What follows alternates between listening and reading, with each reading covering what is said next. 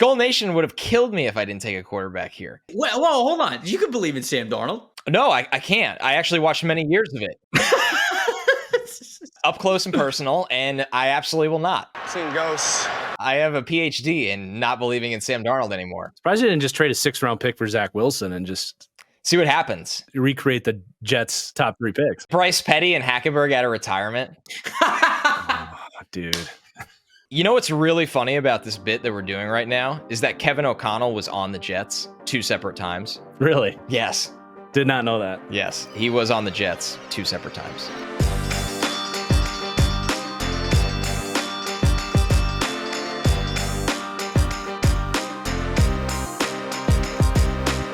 Welcome to the opening bell of the NFL Stock Exchange podcast. I'm Trevor Sikkema. That is Connor Rogers. And once again, for the guest mock draft series, we have a third face here with us on the show. It's the one and only Marcus Whitman, that franchise guy himself, Mr. 100K on YouTube, which, by the way, salute to you, Marcus. I know that happened not too long ago, man. Incredible accomplishment. But, dude, we are so excited to have you here on the show for the mock draft series. How you doing, Marcus? I'm great. Super happy to be here. You know, you guys have really built this into one of the go-to must-listen to draft shows out there. I do got to say, I remember like 2 years ago, I was out in Ireland driving through the hills, driving right side of the car and all that with my wife for our honeymoon. And I put on one of your the wife flex. I put on one of your very first episodes. It was one of your the summer scouting for the wide receivers, I think. Now, this was the episode that Trevor revealed that he's an absolute savage and eats sunflower seeds, just full funnel. Yeah, his organs are hanging on for dear life. Yes. Yes. But it was a good episode to introduce you guys to my wife because Anna also does that. So, Trevor, you are at least as civilized as the woman that I married. Wow. Let's go, baby. There's that. Let's go. It's been cool to see you guys stick with it and where the show's at now. So I'm a capitalist, baby. None of that seed is going to waste. I mean, if I bought the bag, you better believe I'm going to eat the whole bag. I might even eat the bag. So when they do the nutritional facts, do they include the shell or does that add some calories to the... Okay, legitimate question. I feel like they have to, right? Well, you can't digest the shell, so no. You don't. Your body does not break down the shells. Let's make this very clear. Not to give everybody a bad image, but if you have a dog and they eat something weird, it's the same exact thing. It's like gum, where they tell you like it'll never get digested; it'll just stay in your stomach. No, it definitely leaves, but it's yeah. So anyway, Marcus, 2 things to welcome you on. 1, thank you for doing this. The comment section especially has been requesting you quite often, which you should feel great about because we love our community. 2, another guest that will be better than Bengal. So this is going to be a great show. It's really great to have you on, and you definitely will not be the worst guest mock drafter at all. Yeah, I'm glad you could set the bar pretty low for me there. So I'll at least do better than that. Yeah. Okay. Obviously, like Connor said, a lot of you guys in the comments have been asking us to link up with Marcus. This is something that we wanted to try to get on the calendar, and here it is. It's absolutely happening. So what we're going to do, same format as Bengals mock draft. It'll be a 3-way mock that we have here. So we'll go 1, 2, 3, whatever the order ends up being, and then we will just repeat after that. We'll go through an entire first round. And then you know what? I woke up this morning, we're about 9 days to the NFL draft, and I said, you know what? I'm going to show the Carolina Panthers fans some love today. So we're actually going to do a first round, and we're going to give a shout out to the Carolina Panthers. And if you're lucky, if you behave, Browns fans, we might throw you a bone as well. We might give you a pick in the middle of the second round. So, Connor, I will ask you, because I haven't before. I'm curious to what you're going to say. Do you have any idea what you want the order to be of this mock draft? I don't. I feel like I always make it. So I want to even if you just randomly throw it out there, I want to give you the power here. I don't want to pick for the Jets. I want Marcus to pick for the Jets. Okay, because he's the guest. So since the diehard Aaron Rodgers fan, and that's fair. When you were one of the rare Packer fans, remember when Rodgers was going to the Jets, you were like, I'm going to root for Rodgers and this stage of his career. So I definitely want Marcus to pick for the Jets. I don't really request anything else, Trevor, because besides that, we've done every scenario by this point to keep the lights on. What what pick in the 1, 2, 3 order picks for the Packers? You'd figure that we would Good have point. this. That's You'd very figure important. we would have this, figured out by now. But we're just I'm not two sure. idiots running a mock me. draft I'm not simulator. so sure. I think you have to pick number 1 overall, Marcus. I think. All right. I think, You're right? making it hard on me. Because then that would be The Jets pick. 4. And then no matter how it falls, we'll phone you in for the Packers this in is case so the math doesn't beautiful. math. Watching the hamster wheel turn so hard for all of us to do the math to figure out in a divisible of 3 mock draft who picks for the Packers. I don't know at what I would have done for a living if I didn't talk about fake drafts for 11 months of the year. I think about that quite often. I really don't know. Certainly not an accountant or No. And I have a business related. degree. Can you believe that? Don't ask me how I got through that. I took the FDNY test. I guess that would have been like maybe something else. I don't know what else. Look, if the sports industry just absolutely goes in the tubes, I'm just gonna do like one of those nature shows on TikTok, where I like film myself and it's like day 28 in the wild, and I'm just like eating pine cones Berries. or whatever. And you don't know if they're poisonous. Just try. And then eventually you'll lose I count can't of what day afford it is. food, but I can afford the cell phone signal to post the TikTok. Russian roulette of berry eating. Oh man. All I right. kind of want to see that actually. Yeah. Look, summer project for you. Summer content here on this channel gets off the rails. Don't tempt us too much with a good time. We'll do it. We'll do a camping summer scouting series. All right. So Marcus, you're up at number 1. Then you're up for the Chicago Bears. I don't think this was going to be tough, but it is a what we would do mock draft. Right. Not everybody has Caleb as the number 1 quarterback. You two idiots did just give the Packers fan the Bears pick with number 1 in a what I would do mock draft. So I could just throw this thing, Talia Tungavaloa, number 1 overall. I was going to say Keaton Slovis. Keaton Slovis is a hot pick. Yeah, number 1. Pick. No, jokes aside, this is the first time I've been like terrified of what Chicago's going to be putting out there on offense. It's been Caleb. It's always been Caleb. So I think that's pretty easy. Right. All right. So Caleb Williams starting it off at number 1 overall. Connor, you want to go second? Sure. Go okay. Yeah. No, I'll go second here with Washington. Oh yeah, that's cool. Yeah, just give me 3. No, that's fine. Yeah. No, listen, I'm always trying to make things easier on myself on the show. I don't hide that from anyone. I'm very honest. Like, I'm not trying to make it more difficult. It's already enough problems in life. Let's. All right, number 2 for the Commanders, which is definitely not an easy choice, but we've been pretty open that we would take Drake May here. I will take Drake May here. I'm not leaning that this will be the pick. I'm fascinated by what ultimately happens here, but the upside with him is what being a number 2 pick is all about. And I'd be really excited for Washington if this is the route they ultimately go. Although, once again, I don't expect that, I think, at this point. Yeah, so look, if the draft went this way, this is what I think the New England Patriots would do. I think that they would go with Jaden Daniels at number 3. I'm also going to take Jaden Daniels at number 3 here because even though I'm going to have a lot of other players that are ranked higher on my big board than Jaden Daniels, the Patriots cannot go into 2024 without drafting a quarterback at 3. They just can't. Like, I guess maybe there's a reality where they try to have their cake and eat it too. Maybe they trade down, but they don't trade down too far. Maybe they could still get one of the big 4 that slides a little bit. Like they want to trade with the Giants or something at 6. I don't know. Something like that. But it's hard for me to think, even as somebody who loves the wheeling and dealing of trades and taking advantage of other teams' desperation, like you are desperate yourself to come out of this draft with a quarterback that you can believe in. So I'm going to go Jaden here. And I know that was a quick 1, 2, 3. And I did so because I kind of want to pose the question to Marcus, because as the guest, a lot of people have heard our takes on quarterbacks. You go Caleb number 1. So he is your, like you said, it's always been Caleb number 1 choice there. But what do you think about these quarterbacks afterwards? Like, how close is Drake May? Is he at all? How close is Jaden Daniels? Is he at all? Talk to us about this. And you can even throw McCarthy in there, even though we'll get to him in a couple of picks. What do you think of these guys?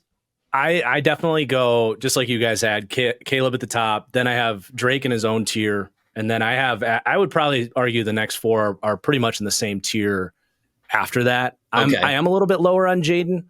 Recently I was getting into some more footage, doing some of the cornerbacks in the SEC, and just saw some stuff with Jaden and just was reminded, like, I know this is so tough, but it was so easy for him at LSU, man. Like, he had not just the receivers, but the protection. And his arm talent popped is a little bit less than I remembered watching him back in January. I agree. I completely agree. We talked about this a little bit, Marcus. There's the play against Arkansas where he draws him off sides. I think he throws a touchdown to Brian Thomas. Thomas like had to work back to the ball on a free play. And it's like, it's a 50-yard throw, but he was able to step into it and let it ride. And he underthrew it by like 5 yards. It kind of hung in the air. And I'm like, oh man, that's just not ideal.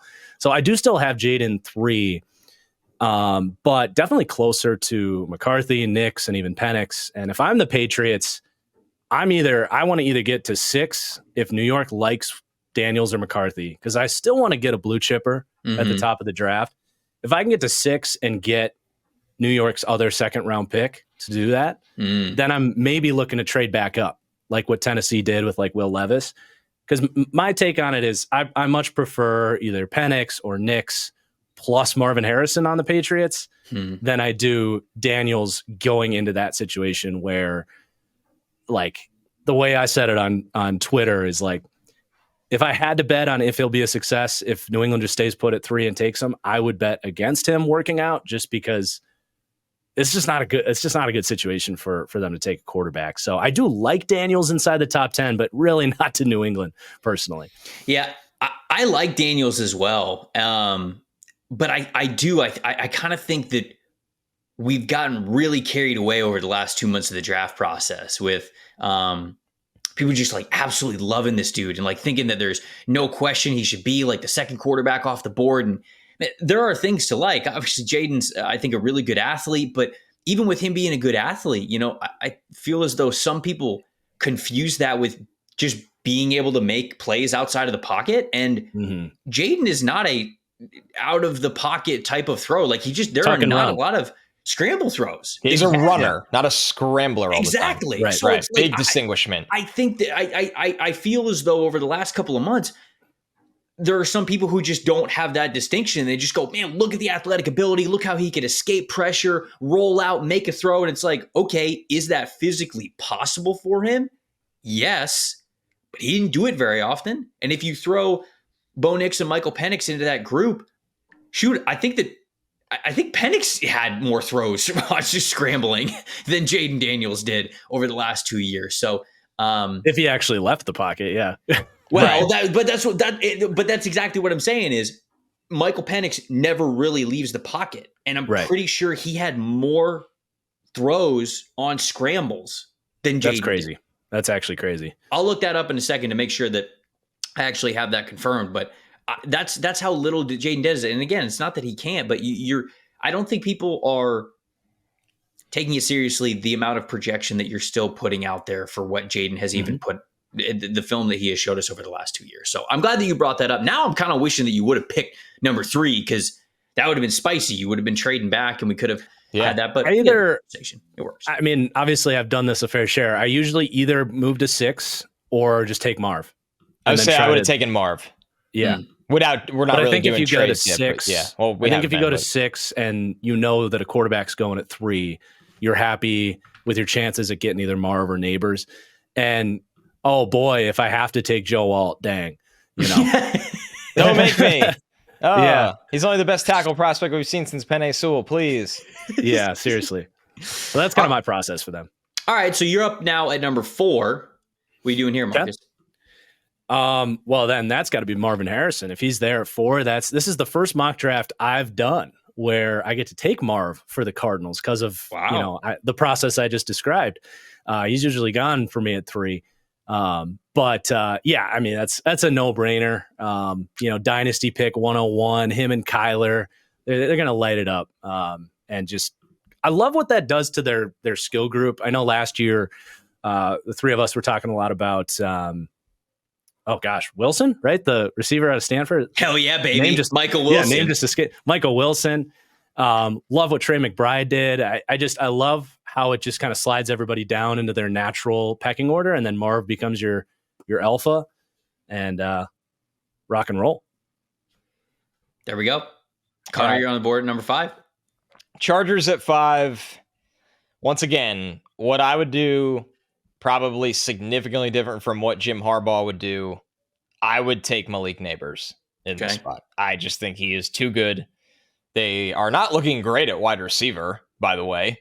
I mean, both Mike Williams and Keenan Allen out the door. Quentin Correct. Johnson didn't show us anything last year. And even if he takes the next step, it's not like you don't need more receiving help. So I would take Neighbors here. I think they will build their team differently. I don't have a problem with that. Whether they get out of this pick, they look at defense, whether they prefer to get a right tackle and they just build a stellar offensive line. But I can't pass on Neighbors here. I think it's insane. Yeah. I mean, I would probably do the same unless Minnesota's like desperate to come up to 11. Yeah, I would definitely take picks 11 and 23 in this draft. But we've been kind of a little static so far, which is cool. I think we've almost been so trade happy, Trevor, that it's kind of fun to do a draft like this of, hey, what if things do stay a little bit more static? What would the picks look like? And or how would we make the picks? All right. So I'm going to pose this question to both of you just because I think it's fun and it's picked up a little bit more steam over the last couple of weeks. Do you genuinely think that Joel is in play here? Like, do you really think that they're obviously every team looks at every single avenue. So I don't want to say like, do you think they're seriously considering? I think every team seriously considers everything. Right. But do you actually think that when the pick comes up, it'll be a debate? I'm fairly deeply rooted in the belief that the Vikings and the Chargers kind of have an agreement in place. And if McCarthy's there, that's going to be their guy. So I would say probably not. I know they would love him, but and maybe they do a little wheeling and dealing and try to get back up or something. I don't know, but I would say probably not. So let's take trade off the table. Let's say it's just Malik or Joel. Then yeah. Is this what we're trying to like figure out what we think they would do? Yeah, it's just because I have a big brain theory on this one, brother. Do I have the platform for you? There's a podcast called the NFL Stock Exchange. You're on it right now, actually, and you can go ahead and fire off this big brain theory anytime. This is my moment. This is like when they put the fans on the Jumbotron in the arena, and they're like, "Oh, wow, what do I do?" And then it's gone. It's off already. And then they don't do anything on the Jumbotron. They just point at it and just like, "Hey!" And then they're just not on it. Or they look at the person next to them, and they're like, "Oh, I'll do something," and then it's gone. I wouldn't be floored here. 5-team trade. That'd be sick. I wish we tried something like that with the bootleg guys. We did it. We did it. And then the day after, Jaguars Trent Baalke, noted listener of the show, said absolutely the hell not. No, he said get lost, dorks. So I would not be shocked if they just take JC Latham at all. Wow. Because and I'm not that high on Latham where I have taking him at 5. I think it's a pretty wild move, but he plays right tackle, so you're not even moving Slater or moving who you're drafting. His run blocking and grip strength is just all of the kind of offensive lineman Harbaugh likes to recruit. I just look at it and go, I mean, and Harbaugh knows a thing or two about him, obviously playing against him. And I know he had one really bad moment in that game, but I could see Harbaugh really falling in love with a player like Latham and saying, yeah, we're just going to plug him in a right tackle and we're going to run the absolute hell out of the football. Yeah, he was also a bulldozer in that game. Like, right, that's what I'm saying. Like that before on this bad show. moment, but when you watch the full tape of the game, you're just like, yeah, he's a bulldozer. Bulldozer. Yeah. Bulldozer. So that's my big brain. Like, I think all will be the first tackle taken, but I like the value. I've seen Latham valued at this pick at like plus 1,300. Yeah. And I'm like, that's a little far. The NFL clearly likes him a lot. The NFL likes JC Latham a lot more than the general draft media consensus. Yes. I'm going to have him decently high in my final big board. Yeah. Because I like Latham, though. He's grown on me, but I see concerning trends at tackle. And the penalties are a legitimate issue, not in their own, and not in a vacuum, like, oh, he got called for holding, or oh, he got another false start. He gets called for false starts because he's worried about the speed in front of him. That's and once again, I have JC Latham in my top 30, but there are things with him where I'm like, man, there's so many aspects of him that could make him an elite guard but worry me on an island at tackle. Yeah. He's outside my top 30. I'm not a fan, honestly. The way he explodes into that power set, like he can get the range, but he doesn't have the change of direction to cut off the inside moves. He doesn't keep his feet moving on the inside move, Marcus. I have him at, I think, 27th. Yeah. But he's going earlier. 39 for me. He's going earlier. No, he for sure is. Yeah. I got him at 19. That's before my final big board update. Like if you look at it right now, which I think I updated after the combine. So I've got him 19. I wonder if he'll be a little bit higher because we're doing that. I'm doing that over the next couple of days. But yeah, you got him in the Hall of Fame.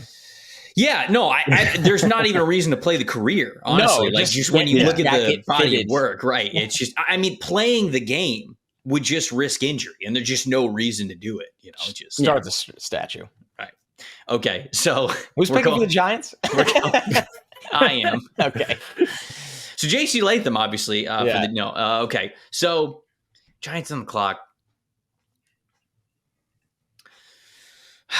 What would I do? I think I'd probably take Rome. I would say this didn't break really great for you, if we're being honest. Yeah. No. You want one of the last 3 picks. One of the last 3 players if you're the Giants here. Yeah. Yep. Okay, how do we feel? Hold on, let's see. So Marcus Connor, me, Marcus Connor. All right, so Connor, you have the Vikings at 11. Would this be the Vikings trade up? Yeah, but actually, Connor, you probably wouldn't do this because you wouldn't do this for JJ, right? No, I'm not moving up for JJ McCarthy. You cannot Fair make enough. me. Nobody can. Fair enough. All right. You're stuck in the mud there, pal. Wait, I have the Jets, right? You do have the Jets. You do. Can I trade up for a Dunze? That's kind of fun. Sure, brother. I love how he fits right in there. Okay, hold on. Wait, a little New York to New York? I didn't even realize that. Fun fact, the Jets traded with the Giants to take Breece Hall.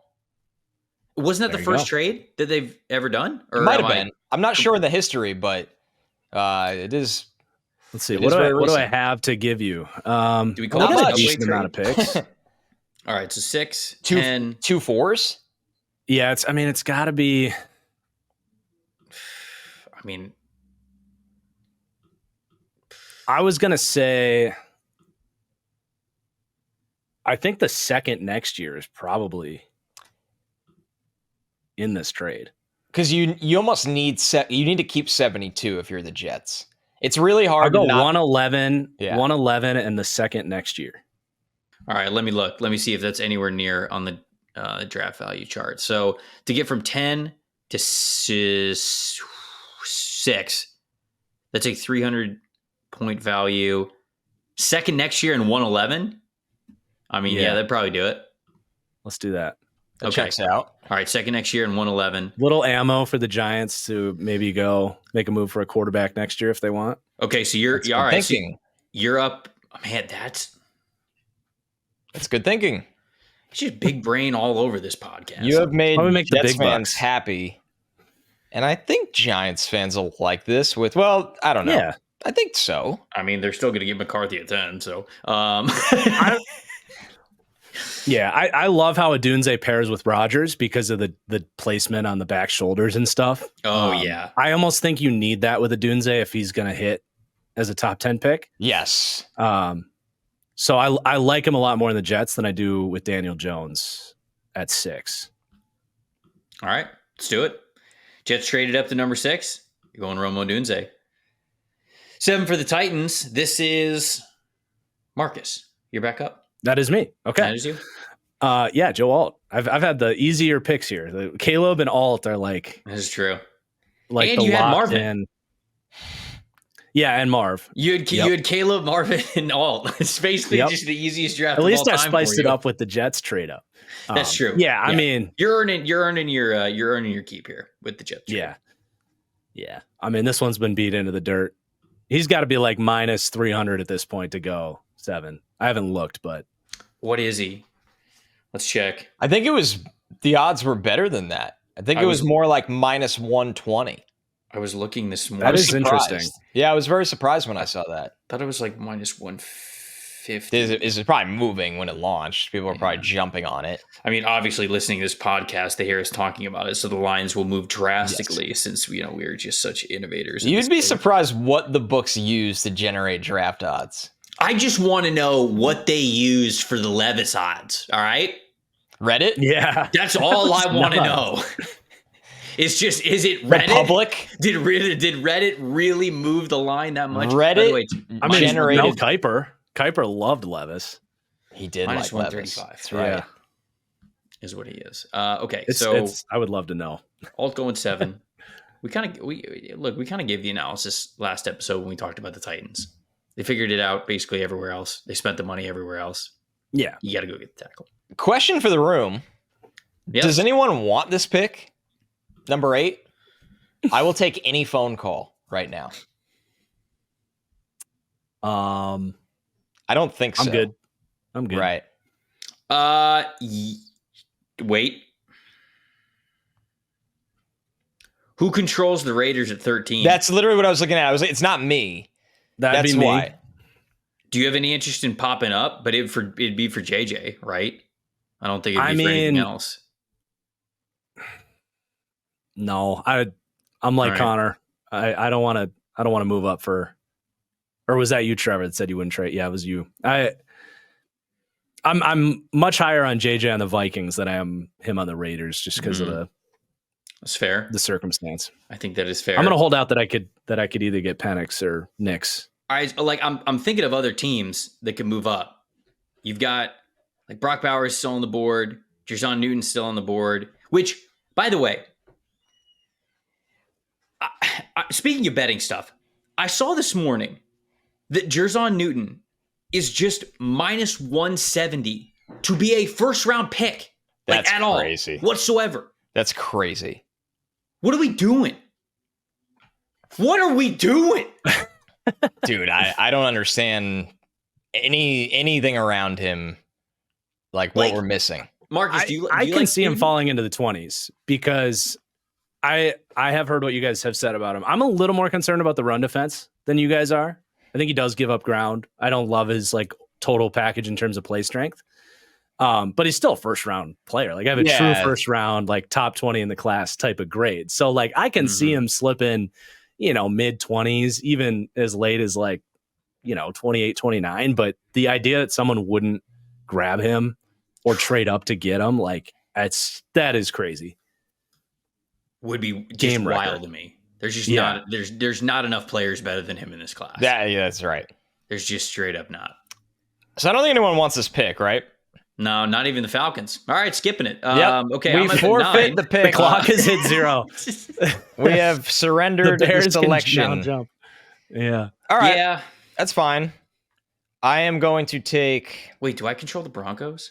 You do. Something to think about. Hmm. I mean, all those teams are going to be tempted Yeah. to move up. Yeah. If there's even a minor tier gap between their 'Cause they're top clustered. quarterback and They're clustered together. yeah. No, I'm not going to do it. We explored the opportunity. We're not. I'm not mad. I like all three guys enough that if I'm any of those teams, I'm just like, Take the guy. yeah. I mean, the one thing I would do is trade up with Minnesota, just because I really do like McCarthy as a fit in that system. But You you should can do also it. just risk that. Well, I don't have Minnesota, so I do. Oh, right. Connor's got Minnesota. Yeah. Yeah. I Yeah. mean, would you do that trade if you were Minnesota, Connor, or no? Because No. it's JJ. Okay. All right. No. Well, So wait. Who is Minnesota at 23? oh boy, we have to do more math. I also think it is Connor. I think it is. I think it's you. Oh, it might be you, Trevor, but we'll get there. I'm gonna take Jared Verse here. Okay. I'm not like Hmm. it's fine. I think Verse is a really good player. I think his power profile fits in nicely in this front seven. I get the idea of Dallas Turner here because there's a higher ceiling and he could do some more things off the ball that Raheem Morris might like. I understand all of that, but I'm just gonna go with the guy Man, that Latu's my guy there. I like. Hell the yeah, Latu would be baby. my guy at 8. Hell yeah. I love Latu. It's just tough for me to take a guy with that medical history in the top 10. It's just not in my Fair DNA. enough. It's just not in my DNA. I never do it. So I'm gonna go with Verse. You have grown up a Jets fan, so yeah. It- It's it's understandable. right. Vernon Golson. Dwayne Robertson. You guys know that one? The Dwayne name Robert- sounds familiar, but it also just sounds like buzzword NFL first name and NFL last name. So it could just be familiar because auto-generated Madden draft class. Well, he was the 4th overall pick of the 2003 draft. Wow. To the Jets? Yeah. Bad knees.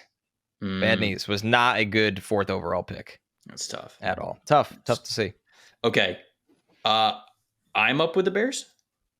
Right? Yes, you are. Yes. I'm Ron Burgundy? It was a big Ron Burgundy moment. No, Dunze. You've got a vintage low moving cost opportunity here, Trevor. I do. And it's a good one. And it's a real good one. This is we typically go Johnny Newton when there's not a wide receiver to be had. Yeah. Because I just think I don't know. Maybe I'm lower on the group than I should be, but I don't think that I am. You've got Andrew Billings, who's 29, about to be 30. Right. Jervin Dexter from Florida, who I watch plenty of him, like run defender, like really strong dude, but one of the just work in progress. He does not have the get off the ball type of speed and awareness and anticipation, certainly that I saw at Florida. I don't think that he's going to be like this crazy difference making pass rusher in the NFL, but I think he's a good run defender. I think kind of the same with Zach Pickens from South Carolina. And after that, it's basically it.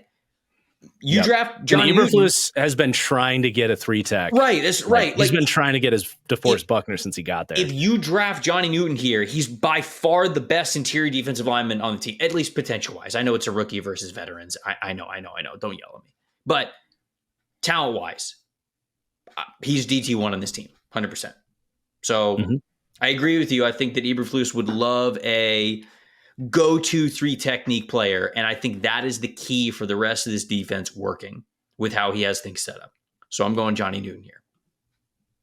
Yeah. And that means, I'm back up on the clock at 10. You're back up.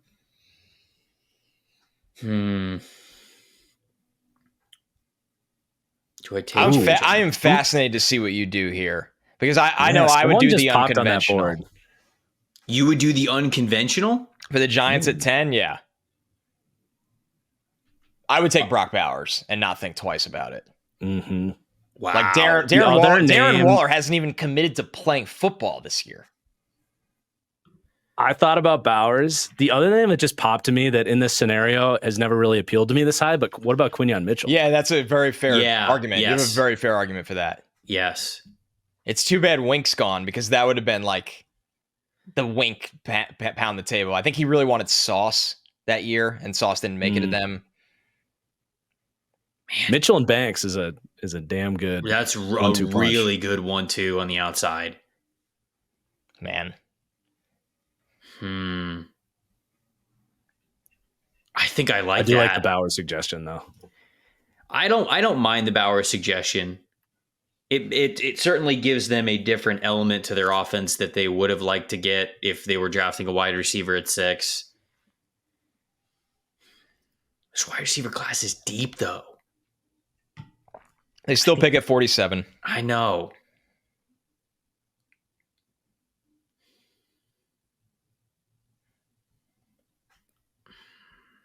You know what? I'm gonna do it. I'm gonna go Brock. Yeah. All right.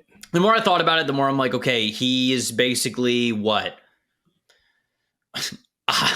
Wide receiver 1 on this team. if Darren Waller doesn't play. Yes. And it's hard for me to pass. It's hard for me to totally pass that up, even though I'm a big Deonte Banks fan and I love Deonte Banks on one side, Quinyon Mitchell on the other. That's sick. Yeah. I do trust Brian Dable as one of the offensive coordinators that'll like find a way. But it will be funny when they're out there with just 4 slot receivers somehow. Like they're going to have like a quadruple stack on one side so that they can have 3 slot wide receivers or something. All right, Marcus, we left it for you. I don't think this will be I would definitely take McCarthy here. He's grown on me throughout the process. He really has. One thing that stands out to me is he's actually, like, I know we slab him as a game manager, but as a game manager also in the sense of like situationally, he's a big playmaker on like 3rd and long. Mm-hmm. They didn't find themselves in a lot of 3rd and longs, so you have to really sort through them. But I thought he has that really good balance of like actually trying to push the ball down the sticks, running when he needs to. having that situational awareness to be like, nope, this is my moment to be aggressive. Like taking that check down or that drag 4 yards short of the sticks isn't going to do anything for us. So he does try to buy time and, make stuff happen. So that's just one thing I've started to see more of as I've gotten through all these Big Ten defensive players. So I think in that offense, any of these quarterbacks would really have success, to be honest. But I do think his style with that scheme and those receivers would be actually a really good spot for him to succeed. This is me, right? For the Broncos at 12? No, the Vikings are on the clock. Oh, we're getting all turned around. I just sold the whole. So did I sell you, Connor? No, I wanted to let Marcus keep going because he was cooking. It was great. I wasn't going to interrupt him. I just wanted to make sure that I do make the pick. Well, now this is like the ultimate test of, did the sales pitch connect, or are you still just going to sit here and be like, no, I'm taking Michael Penix? You're gonna be surprised. I'm gonna big brain this a little bit. I'm actually gonna take Quinyon Mitchell here to the Vikings. Okay. Yeah, I am taking a massive risk here, though. I understand that, but I think my big brain theory can come out on top. I am getting Brian Flores, maybe the best man cover corner in the draft. I like DeJean's versatility better. That's why he's my number 1 rated corner. Mm-hmm. But like just Mitchell out on an island, the things he could do. Oh yeah. Yeah, this would be a really, really fun landing spot. So I'm going to take Quinyon Mitchell, which probably makes your life really, really easy for both of you coming up with the Broncos and Raiders. Well, so I picked for the Broncos. Who actually picks here? Yeah. Right? Yeah. I mean, I will take JJ McCarthy to the Broncos. That's fine. 1,000%. I mean, if it didn't get easier for the Vikings to pick him, let me tell you where it does get easier. The team in the depth chart that has Jarrett Stidham and Ben DiNucci currently on the roster. I mean, I would sprint this card in. Sean Payton would sprint this card in. I mean, we wouldn't be thinking twice about it. McCarthy, for a lot of the things that you mentioned, Marcus, I think you did a really good job breaking it down. You did a great job breaking it down for the Broncos. I think that it's similar, but the way that McCarthy is taking a step up, I think, in processing is a big deal. And I don't think that that's just a buzzword thing that people have just been saying this offseason. Sometimes I do believe that part of like quarterbacking gets carried away with what we hear like outside of NFL teams. They're like, oh, the NFL loves how he processes it. And it's like, okay, like sure, but that's right. It's just like it's just so ambiguous. Like what you're saying is true. I believe you. When that is the case, that is valuable. But I feel like they just say it for a lot of different quarterbacks. McCarthy, though, listeners to this show will remember, I did not like McCarthy. We did not like McCarthy going into the season. We watched McCarthy's tape in 2022, and I was like, this guy is far away from being what he needs to be. And y'all are talking about him like he's a top 20, top 10 pick. And what we saw this past year was much closer to that, or at least much more encouraging because of how much he did get better. And Marcus, you highlighted what he has been on third down. Best 2 quarterbacks in this class on third down or third and long situations, I should say, are Bo Nix and JJ McCarthy. And the big difference is Bo Nix has less than 50%, around 40% of his first downs completed before the sticks, short of the sticks. And McCarthy on third and long, he's pushing it past the first down marker. Like he's getting that stuff with his arm. So it's a big difference. Sean Payton desperately needs a quarterback that he can believe in. I think McCarthy in that game manager-ish role is really great for the Broncos specifically because Payton has devised offenses for when Drew Brees was like at the prime of his throwing ability and also less, like when Brees had to be more of a facilitator, when he had to be more of a game manager, when he just had to keep things on script, get the ball where it's supposed to go. And I think early on, you can allow JJ McCarthy to be shades of that. I'm not calling him Drew Brees, and then you can allow him to evolve after. So anyways, I don't think I've done a mock draft yet where McCarthy has been able to go to the Broncos. And so this is a really good fit that I'm glad that we were able to make happen. Yeah. Okay. So this is where you really have to think about like the upside projections for the quarterbacks left. Like, do I see Bo Nix or Penix exceeding Minshew? Probably, but not within the first year or two. I would say probably not.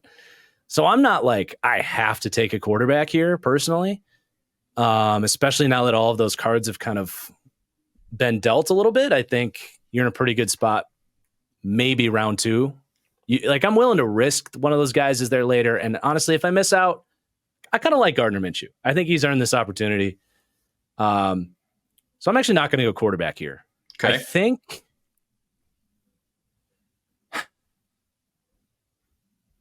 who's in there next to Wilkins right now? I'm just trying to make sure I'm not forgetting any. Oh, who do they have next? Tyree Wilson is maybe going to play some 3-tech for him. I'm going to keep. I know what I'm doing here. I'm going to keep making that D line a strength. Just kidding. Scratch that. Wow. This is just We're on a roller coaster right now. We're on a roller coaster, who's the Raiders. So it's like the this was John Gruden. He's like, I want a quarterback. I want a cornerback. And then he's like, actually, I want Alex Leatherwood. Right. Oh man, that was great. Oh. Or Cleveland Farrell at 4. Yeah, Cleveland Farrell 4. Let us not forget. Jonathan Abram in the first round. Dude, that was Damon Arnett in the first round, brother. All right. Bad. One guy I actually really like is Amarius Mims. I'm high on him, man. Baby. I really am. I think the only thing to truly work on him for a guy that has those traits, that tested the way he did, that was a productive, like good player when he was out there. The only thing to really work on him is reaction time to cut off inside moves. And I know we said that with Latham. I think Latham has like actual physical limitations and change of direction problems. I don't see that with Mims, the way he moves in his run blocking. I think Mims, it's much more of getting the reps, recognizing when that guy's going to that inside swipe, when he's doing that inside counter. I think if you can teach him that, you have a all-pro right tackle. And I think they need that. Obviously, they lost basically the whole right side of their O-line. And you also lost Carmen Brasillo, so you can't like count on digging these Thayer Mumfords and Jermaine Illuminors up into starting caliber territory anymore. I think you have to invest in that group a little more. So I know we went full circle there, but I'm going to go Mims. Okay. I like the right tackle thought for them a lot. Amarius Mims off the board at 13. You know, it sort of feels early, but it also doesn't. Like I feel as though the closer we get to the draft, the more hype we hear about Amarius Mims going pretty high, and the NFL sort of being like in Marcus's seat, or to his logic, basically saying you can't pass up on a guy like this. Okay, who cares? Right. He's not the perfect product right now. It's because he's barely played college football, right? I mean, you just take this dude and you draft him and you develop him. So Amarius Mims, 13 to the Las Vegas Raiders. Saints at 14. Me. Me. You. All right. I'll keep the tackle run going. I'm going with Troy Fatano. I think this is an offensive line that you could argue like multiple areas are going to need help. Mm-hmm. And this is the guy that can help you in multiple areas. He's just such a good player. He's a high floor player. He's a brawler. I think he's really good in pass pro. I love his mentality. You know, really the DNA of this guy. I think this is, if the Saints were able to get him at 14, I would be pretty happy if I was them. I was between Olu, Fuanga, and Fatanu, and I ended up with him because of the versatility. Yeah. Indy on the clock at 15. I don't know. I don't know if I've been able to make this pick before, or I just don't know if I have made this pick before, but Cooper DeJean to Indy. Yeah. Why not? I mean, they desperately need a CB1 on this team, and it's a Gus Bradley defense, man. I was just going to say the scheme. I love your call out of the scheme. Dude, it's perfect. Yep. He gets to play off coverage. He gets to play cover 3. He gets to keep his eye on the quarterback. If you allow him to do that, that's exactly what he was able to do over the last couple of years with Iowa. And that's when you saw some crazy instincts, some great ball skills, some taking interceptions to the house, all that kinds of stuff. Being able to kind of trigger downhill and make a tackle on wide receivers that are doing shallow routes or running backs out of the backfield, things like that. I mean, this is, I can't believe that I haven't made this pick more, honestly. And maybe Colts fans, he's the best cover 3 corner in the draft. Yes, no question about it. And I think Colts fans might be like, yo, we've seen this a million times. Where you been at? Maybe that's the case, but I really like this one. I'm excited about this one. If this happened on draft weekend, I would absolutely love it for Indy. So DeJean going to the Colts at 15. Marcus, you were up with the Seahawks at 16. All right. There's a player I've just really fallen in love with here at 16 for them, and that's Graham Barton. I'm huge on Graham Barton, dude. I think he's the top. I've got him top 20. Yeah. Let's go, man. He's a really good player. There's just no holes. He can play all 5 positions. And the Seahawks need 3-2-4, depending on Lucas's injuries at right tackle. But I mean, I think Graham Barton is either a guard or a center for you. Once he tested like that, after I already loved his tape and have heard the things people say about him, I'm just like, why would you just not just stay put and take him? Because I've played around with trading down with Seattle, and oftentimes I miss out on him because Pittsburgh and Miami are just a few picks later. Yep, and they'd love him too. Would probably take him so easily. So it's just like, is it 3 picks earlier than you typically see him in a mock draft? Yeah, but he is the perfect piece for them. I agree. We love him here on this show. So him going 16 warms the heart. Connor, you're up with the Jags at 17. Yeah, tough spot, right? Because with Jacksonville, I would have really liked DeJean or Quignon. They're gone. Shoot, or Graham Barton. Or Graham Barton. Or Fontanu. Well, the thing is with them, what's weird, they paid Ezra Cleveland. They have Scherf there. They drafted Anton Harrison in the first round, and they're paying Cam Robinson, and they just brought in Mitch Morse. And did you even mention Walker Little there? No. Who's their swing guy? He's decent. Yeah. So it's weird where I in theory want to just take Fuanga and say this is the future. But does Jacksonville feel like whoever they take needs to play right now? And I don't dislike the corners, but I'm just disappointed the top 2 I really like are gone. Sure. And then I'm looking at Dallas Turner kind of as this little bit of an everything guy in the front Turner's 7. on the board. That's probably where I'm going to go because I just think the upside is too high. What about your boy? You would have to fend off Trent Baalke to not take the Dallas Turner there, just because that is like everything he wants. If they took Dallas Turner, Jags fans should demand refunds for any season tickets that they have purchased after just signing Josh Allen and drafting Trayvon Walker at number 1 overall. But that's 2 years the issue. ago. Like they took the wrong guy at number 1. I don't care. But sure, they did. Yes, they did. And I'm not saying he's a bad player, but I will never think he's a game-changing player. Is he going to get to a second contract? Are you going to pick up his 5th-year option? We don't know that right now. I think they'll pick up his 5th-year option. I think they'll pick it up, but do you feel like you're so happy? Like, yes, we have to pick up this option. The fact you had to ask the question, Marcus, kind of gives you the answer. If you're so happy, I mean, it could be like 28 million. You know, it could be like 28 million because he was the number 1 pick. He's had sacks. I'm going to take Dallas Turner. I still think there's a place for him on the field. And I would think, doing it. Yeah. I would think on passing downs, you kick Trayvon inside and Turner gets to be on the field. And I think he can do a lot of things off the ball.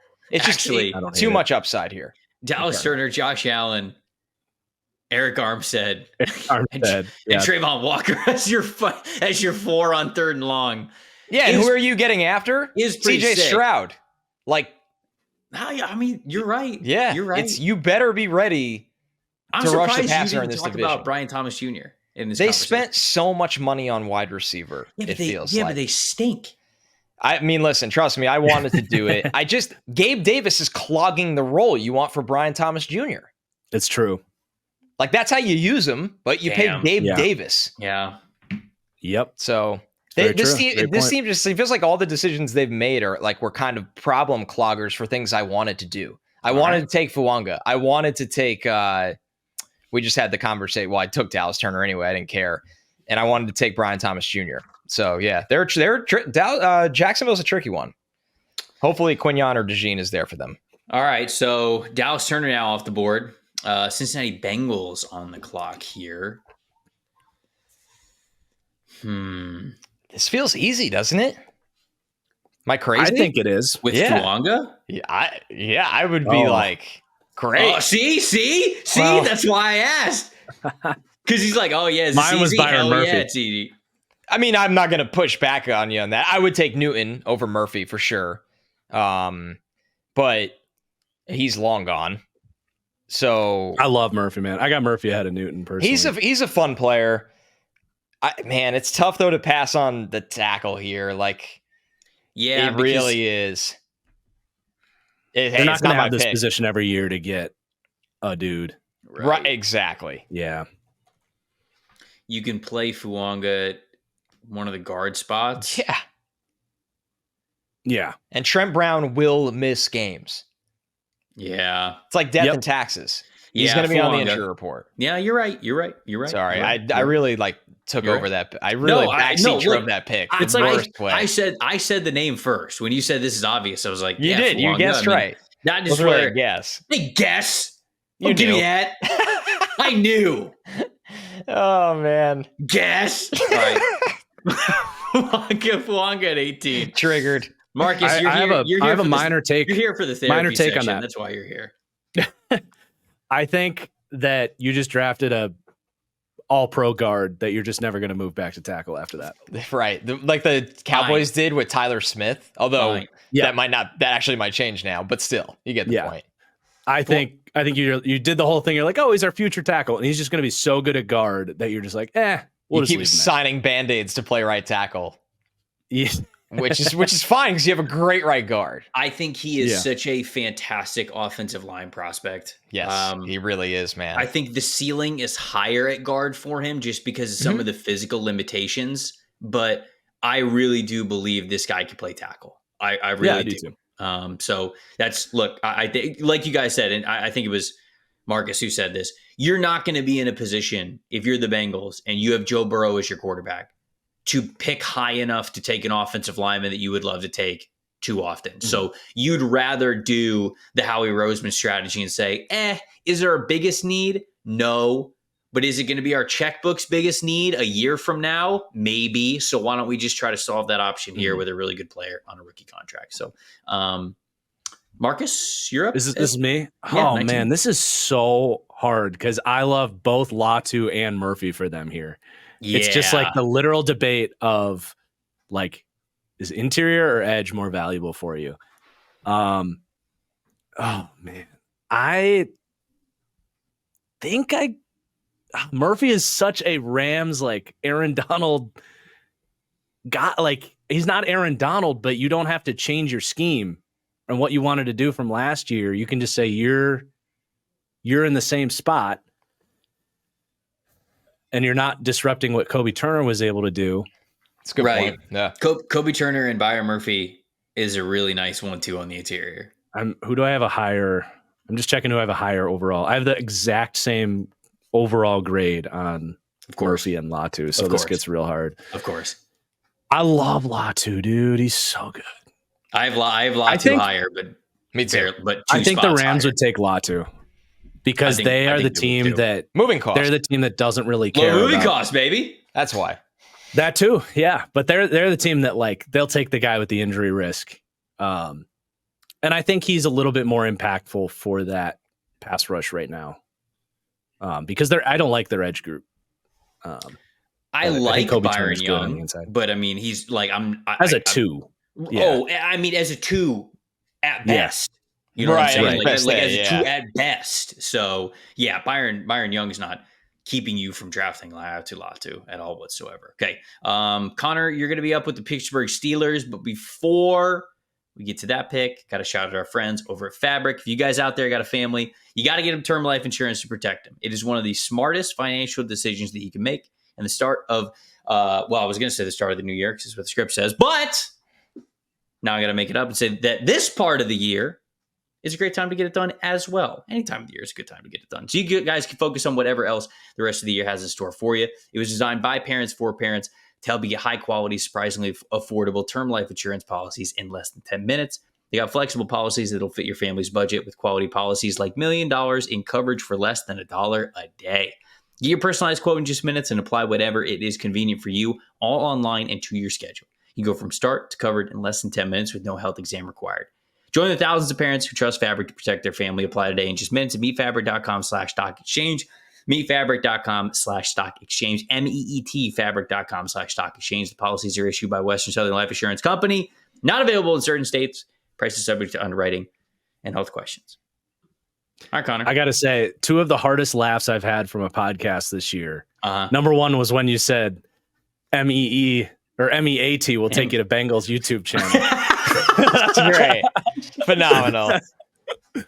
And your whole bit about the Lazarus and the coming back from playing for the Jets with Brad Trevor was, oh my God. Which one is one? I think we almost got into that. I think we almost asked the question. We're like, which one's more difficult? Okay, no, you know what? We can't do this. We can't do it. But we know when to rip the cord. You went sometimes. In on it. Did I? Did we fully finish it? Yeah. Oh man, it's great. We have fun on this podcast. If you guys can't tell, once in a while. Connor, who are you taking for the Steelers at 20? I'm taking Brian Thomas Jr. I mean, obviously the Steelers could just like sleep talk day 2 wide receivers and draft all pros. So I know that kind of goes against their franchise's theory on the position and success that they've had in a class where there's really good day 2 wide receivers. But I don't know how you find a guy like this that, like this kind of traits on day 2 with, I'm not going to say he's polished because the route tree's small. He drops some layups, but man, I think he comes into the NFL and he's going to win vertically. Marcus, I don't want to throw this at you. I think the closest comp I could even get to him because he's so freakish is Christian Watson. What do you think of that? Mm-hmm. I think I have something similar to that. He's just, if Christian Watson was 2 years younger coming out and doesn't have injury problems. Yeah, I have Christian Watson for me as well. People forget Christian Watson's really good when he's actually healthy. That offense looks so different with him on the field. It's a great comp because he's not MVS. He's so much more fluid, better after the catch, better route runner, which is what you see in Christian Watson. And I think his like contested catch skills show much more too. That's a big, because that's kind of the range you hear is like the Packers receivers, MVS and Christian Watson. I think he is much more Christian Watson. I really like Brian Thomas. It's a good fit. Maybe you can restore the Russell Wilson moonballs. Maybe. That's true. With that connection. That's true. You got a chance. You do have a chance. Until Arthur Smith says, no, Jaylen Warren, 28th carry of the day. So Miami's up at number 21. Look. Hey, they re-signed Cordarrelle Patterson to do that, just like he did in Atlanta. Great. Good. Yeah, great. Good. Arthur Smith, he brings his luggage with him, for sure. But his luggage is Jonnu Smith, Cordarrelle Patterson. Yeah. His luggage is when it's going to be Tyler Algier once Algier gets off the rookie contract, 100%. 100%. The book bag's got ripped zippers, and it's just all right. So Miami's this board felt really well for Miami here. It incredibly well. You got some good options. Yeah. So Byron Murphy's on the board, and obviously you're losing Christian Wilkins. So some people might look at it and say, "Hey, this is the obvious pick. Take Byron Murphy." I'm taking Olu Fashanu because Teron Armstead, it was like up in the air whether or not he was even going to come back for this year. And he's like, all right, I'm coming back for one more year. You don't know what the future looks like with him. I would love to get a high ceiling, athletic left tackle type of a player to play while Armstead is still there. Somebody else who has had a ton of success in this league, being a really great athlete as a left tackle, to be able to kind of like groom Olu while he is there. I think that Olu can find some place to play along the offensive line. I mean, Miami's offensive line was not great last year. You're losing Robert Hunt. Like, you're going to have to replace some guys anyways. So Olu's going to start somewhere on this offensive line next season. And then I think whenever Teron Armstead is done, he's able to slide right in there. So again, a pick that I don't know if I've ever made that I still really like is Olu Fashanu going to Miami at 21, which is what I'm doing. Yeah, I love it. Big fan of that. Marcus, right, Eagles, 22. Philadelphia for me. I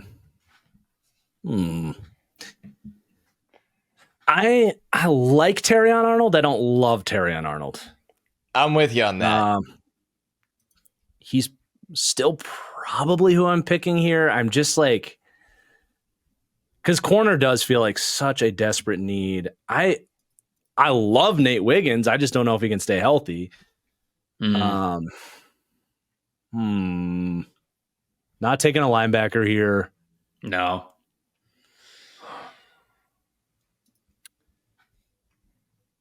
I mean, would they think about Jackson Powers Johnson or JC Latham? Yes. They think about I think they Latham would. for sure. They would think about Latham. Because Latham would be their type. Because They Latham literally just took Steen last year. Right. It was like a mini version of Latham. He kind of is the Latham before plays the right. mushroom version. Yeah. It's really weird now you say it. Yeah. Latham plays right guard and then gets to kick out at right tackle whenever Lane Johnson retires. Yeah. I think that's the pick. Or Latham could play corner, year one, since they need them so badly, and you just overlook Terran Arnold for them. It's like when they take JC Latham, they just play this sound over, like they show Tyler Steen on the background. It's just that'd be well so done. You could put him at corner. Just say you don't have to cover him. Just eat him. Just literally. Yeah. There you go. CeeDee Lamb, he's what, like 180 pounds? Just swallow him up. Just put Latham in press against him, and just take a bite. We need a soundboard on this podcast. Connor I would love to. I would press buttons obnoxiously. He's just slamming different buttons. I'm gonna actually look into this. Hey, what's going on here? Just like every 2 seconds. I think I'm gonna look into this. Get a stream deck. They're easy. Right. It's probably time. Well, I know what I'm wasting my money on this week. Always my favorite game to play. What will I buy this week? To keep your sanity a week from the draft. Yeah. A new house, maybe. Yeah. I'm trying. Nobody will let me. Nobody will let me. Okay, so Connor, you're up with the Vikings at 23 once again. You picked Quinyon Mitchell for them at number 11. Who are you taking at? Oh, Lord, this couldn't have worked out better. I put on an absolute masterclass. Holy. Yes. Shit. Yes, I distracted both of you with bad jokes and, just stupid stuff all the way. I'm taking Michael Penix at 23, which was my master plan all along. Oh, I didn't think that's where you were going. Yeah, where did you think I was doing? Thought you were going Byron Murphy. No, they need a quarterback. I didn't do it at 11. Sam Darnold season, baby. He didn't do it at 11, and then he fell all the way to 23. That was the whole plan. Skull Nation would have killed me if I didn't take a quarterback here. So they get Quinyon. Hold on. You could believe in Sam Darnold. No, I can't. I actually watched many years of it. Up close and personal, and I absolutely will not. So that's fair. That's fair. I have a PhD in not believing in Sam Darnold. Ryan cut out anymore. everything that I said about Byron Murphy. This was actually the pick all along.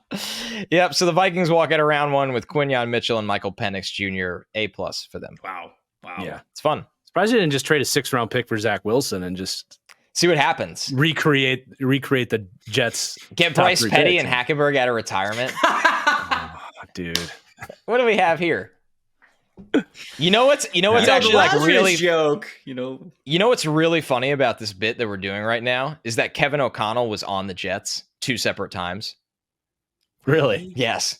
Did not know that. Yes. He was amazing. He was on the Jets 2 separate times. 2 separate times. I didn't know his career was long enough to be on the Jets. He oddly hung around the NFL for 4 years. Okay. Yeah. Still, again, doesn't seem long enough to be on a team twice. I know. So Jets quarterback room. Cowboys at 24.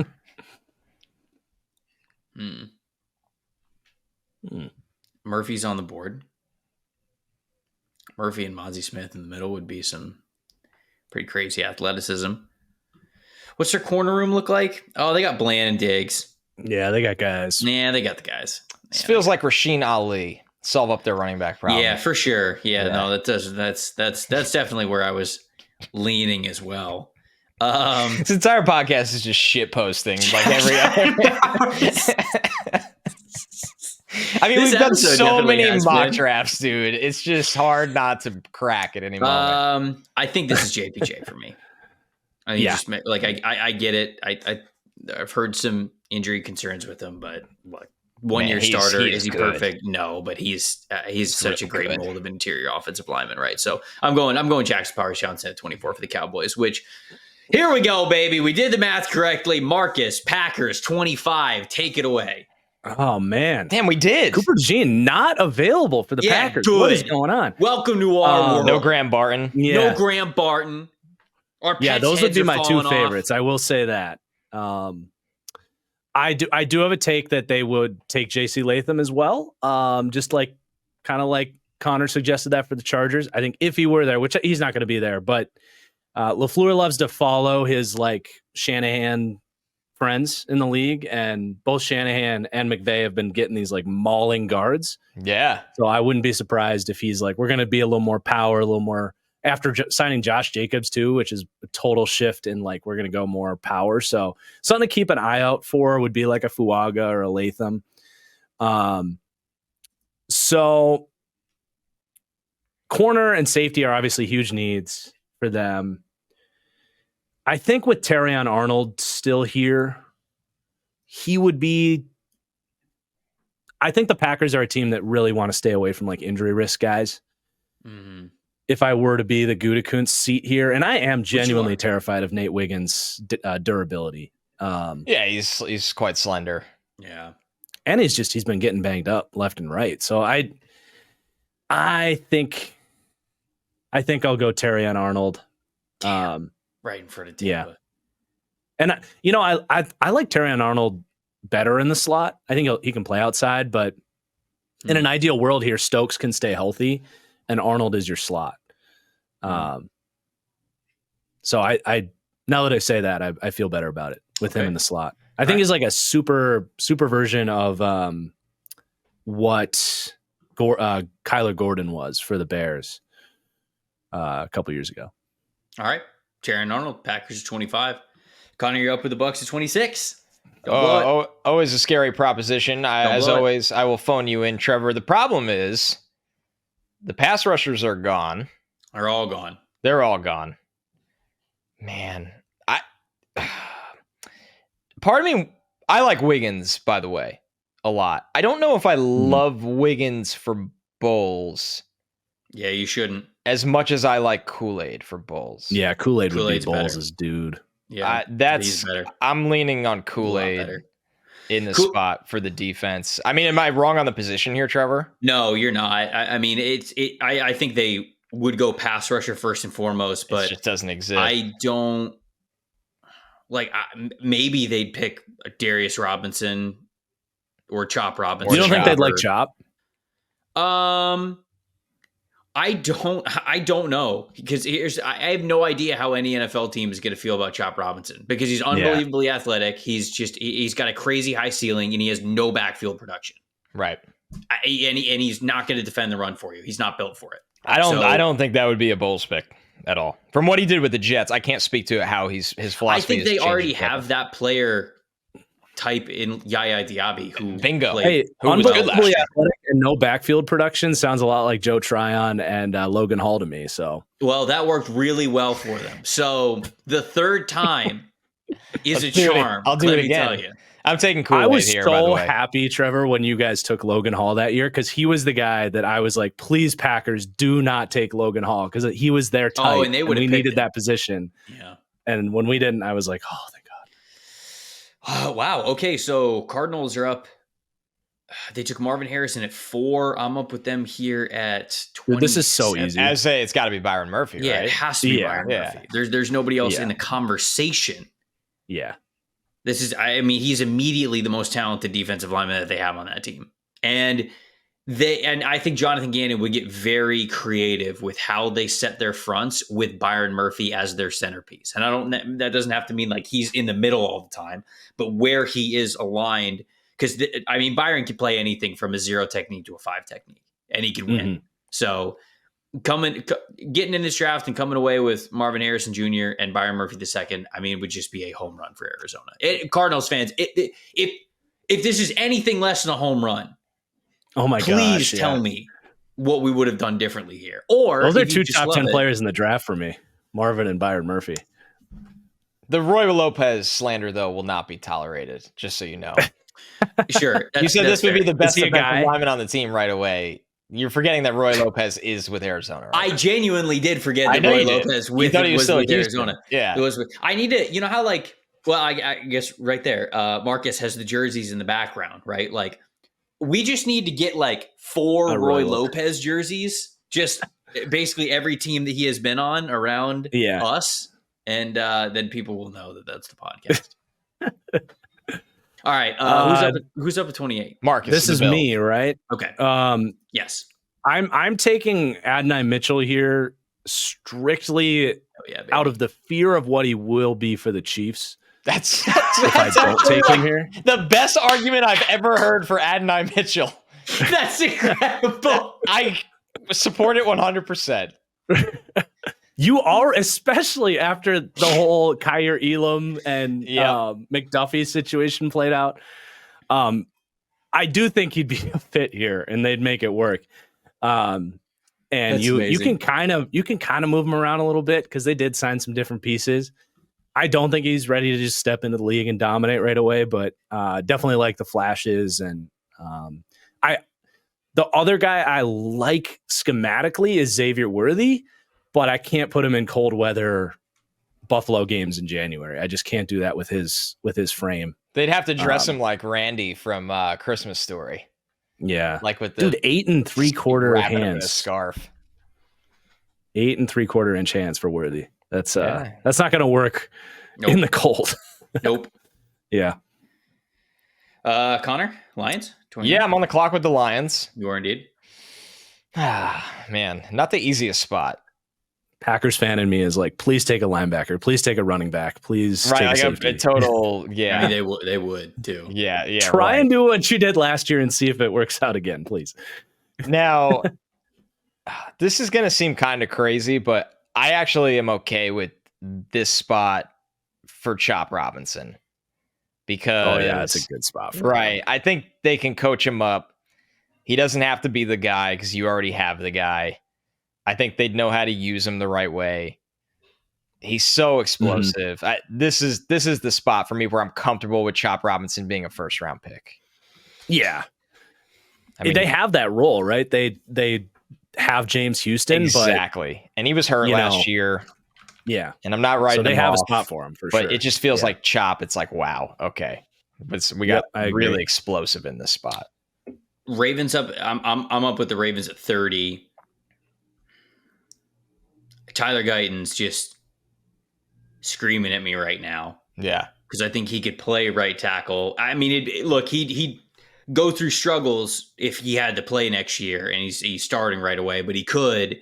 And also, Ronnie Stanley's obviously gone through injury, so you've got to get a young offensive tackle that you have faith in to man at least one of those spots over the next 2, 3, 4 years. So that to me is Guyton. Bumps up the overall athleticism of the team, I think, as a whole. He's one of the most athletic offensive tackles in this class. Got to improve, got to get better, got to be more consistent. There's no doubt about it. But I just think this is too good of a spot for him. So Guyton 30 to the Ravens. Yeah, I'm not a Guyton guy, but Baltimore's the team that would make me look like an idiot for having a second round grade on him, right?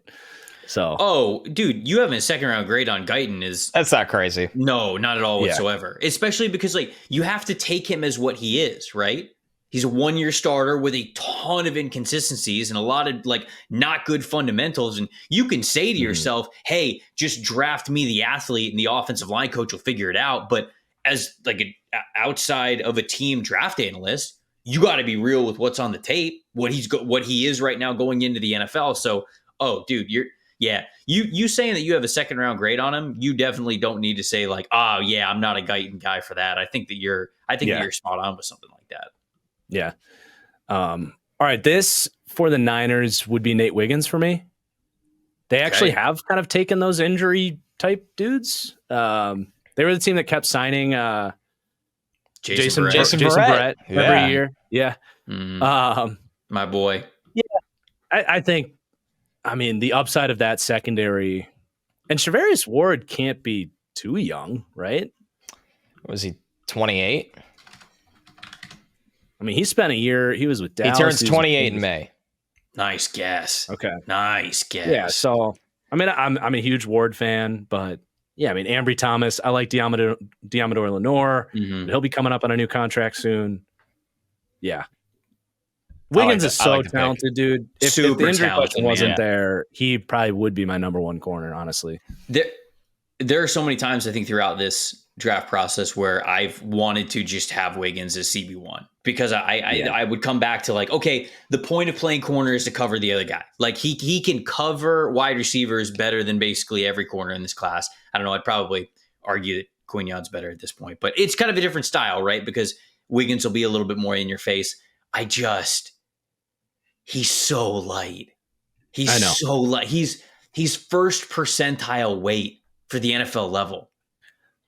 I'd so much rather even if he's healthy, how physical can he be and like run support and stuff like that? So that's why I like him though, because I do think he's physical. It's just his body lets him down at the point of contact. To be fair, Nate Wiggins, he won't turn 21 until the end of his first training camp. He's really young. Yeah. He's one of the youngest players in the draft. Yeah. So I hope that he could add the mass. He reminds me of Dominique Rodgers-Cromartie. DRC was 184 at the combine, so still 10 pounds heavier than Wiggins. 10 pounds heavier. Crazy. And back then, when you saw a corner at 184, everyone was probably like, whoa, yeah. Light. And now in this day, it's like, whatever. All right. Okay. Nate Wiggins. Honestly, him at 31, though, is a steal. Connor, you're up with the Chiefs at 32? Yeah, I'm going to take Troy Franklin here. Not really a surprise where I have him. Franklin, great field stretcher. I love his first step.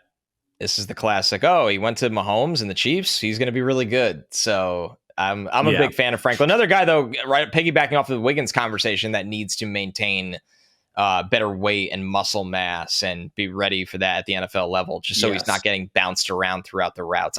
These guys don't get hit anymore in the middle of the field. Like the argument used to be like, oh, he's small, he's going to get clobbered by safeties. You get flagged for that now. So it almost doesn't really matter that much for receivers. It matters how physical you are through the routes and off the line of scrimmage. Right. So that's something I hope Franklin can deal with. Yeah. All right, that's the first round. I just scrolled all the way past the first round so you guys can go back and look at it and see that recap there. We told you at the beginning of the podcast, we give you a little bit of a treat. Carolina Panthers, you're on the clock at 33. This would be, I technically have the pick, but I want to hear from you two as well. This would be Ladd McConkey for me. It would be Pearsall or Polk for me, but I get it. Okay. All right. Yeah. Marcus, thoughts? So before the Deontay Johnson trade, I had Ladd here all day. Mm-hmm. But my pro comp for Ladd is Deontay Johnson. Interesting. So I think with Thielen and Deontay there, I think you're good with that quick separator and your underneath guy. I want someone that's going to get Bryce looking down the field. Keon? No, my guy's Leggett here. Okay. Low moving costs. Low moving costs. Very low moving costs. I think between Leggett and Mingo, you're rolling the dice that one of those guys can figure out the vertical. Watching the Panthers last year, there's obviously so much stuff broken, but it reached a point where Bryce just wasn't even looking down the field because he just had lost all trust that those guys were ever getting open. I think DJ Chark was he was their deep ball guy, and he was 112th in average yards of separation or something brutal. Yeah. So for me, it's you've addressed O-line, you've got your short to intermediate guys taken care of. Let's stretch the field a little bit and really get Bryce feeling like he's back at Alabama a little bit. Yeah. No, I don't hate that thought process. For me, it just comes down to I can't let Adam Thielen or Deontay Johnson get in the way of me picking the guy that I just think is the best receiver. The talent level is so low, in my opinion, what the production was last year. But again, to Marcus's point, if you have faith in those guys, Leggett rounds out the room. I mean, you're totally right. So I could definitely see that. I also forgot Worthy's still there too. He would also be in play for me. He is. That's true. Yep. Cleveland at 54. Any ideas for the Cleveland Browns for you guys? Obviously, I can't sim the draft from this point, getting all the way to the Browns. But any initial thoughts, Marcus? Anytime you've ever been picking for Cleveland in the middle of the second round? Developmental O-line has been a direction I've gone with them. Someone like Sua Matea. Nice. You know who I really like in this draft that I just haven't heard people talking about is the other Notre Dame offensive lineman. Oh, Blake Fisher. Blake Fisher, yeah. Blake Fisher. He's a nice grade. I have the same grade on Fisher as I do on Tyler Guyton as a second round guy. So I like Fisher. He would be an second, option. early third for me. Yeah. So yeah, like Fisher or Sumatea would probably be in play for me. Okay. Or hell, if you could, another guy would be Christian Haynes, who I really like out of UConn. Yeah. Best like wide zone move blocker in the draft, but they're kind of good at guard right now. So probably more thinking. I mean, that's true. He's just a good offensive lineman, though. Connor, any thoughts for the Browns at 54? Kind of intrigued by one of Junior Colson or Edgerrin Cooper. Yeah, I was gonna throw them out as well. Add some speed to that front seven. Devin Bush right now might be playing for them. That's, I'd like to upgrade that spot. So yeah, the two off-ball linebackers, I think they're both really, really talented. I think the position's just not valued like that anymore unless you're an absolute freak. And they're both really good players. They're not that round one, like freakish kind of guys. So yeah, that's what I had my eye on. Yeah, I would still throw out like Tez Walker as well at this spot, right? I mean, like even if he's just a vertical guy, then you have Amari Cooper, you got Tez Walker.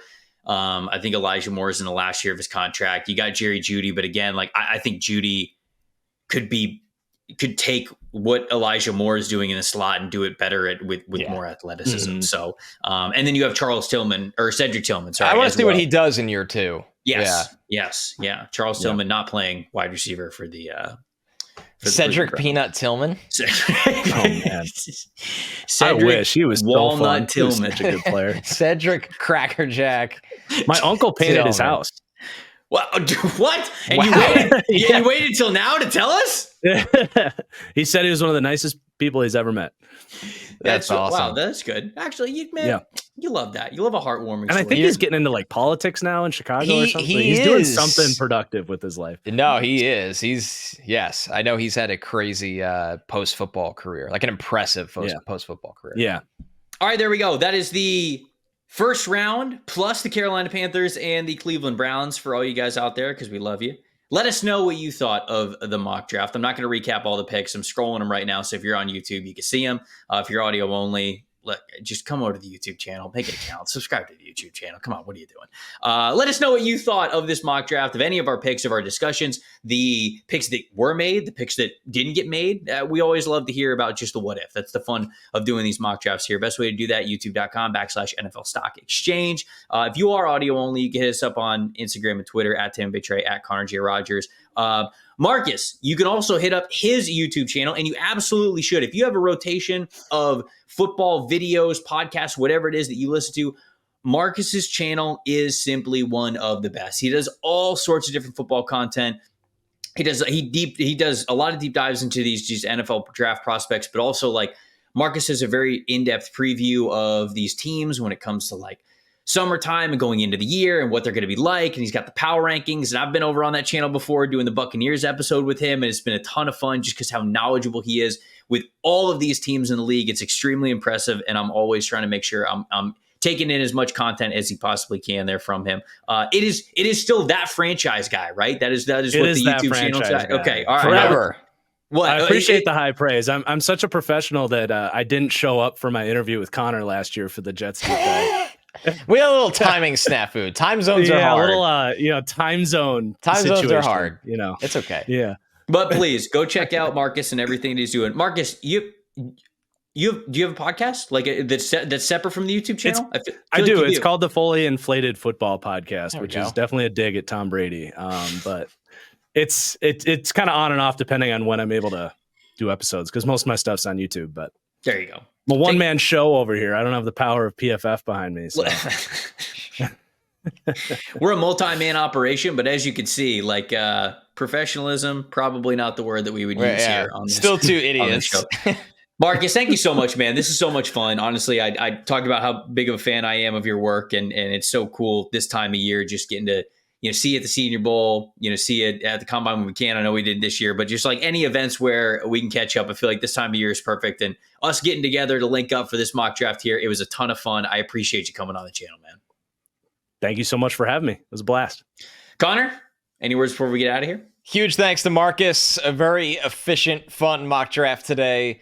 And Trevor, I think we are going to have some day 3 gems coming up later in the week. Yes, we have decided that the midweek episode this week is going to be day 3 gems. We've done so many mock draft episodes. Y'all know about the guys that we talk about in the top 40 And we've seen so many tweets and comments of people like, hey, like, what do you think of this player? And we realize that it's not a top 100 guy, but you still want to hear what our takes are for this. So we're dedicating a whole episode to it. We're going to do day 3 gems, guys that we think are going to be picked outside of the top 100. Connor and I will give you, well, I don't know, because we haven't planned it yet. A numerous amount of guys for day 3 that you can keep an eye on, that you can maybe hope that your NFL team drafts. Until then, I'm Trevor Sikkema. That is Connor Rogers for Marcus Whitman as well. Thank you guys so much for watching and listening to the NFL Stock Exchange podcast. We'll see you later this week.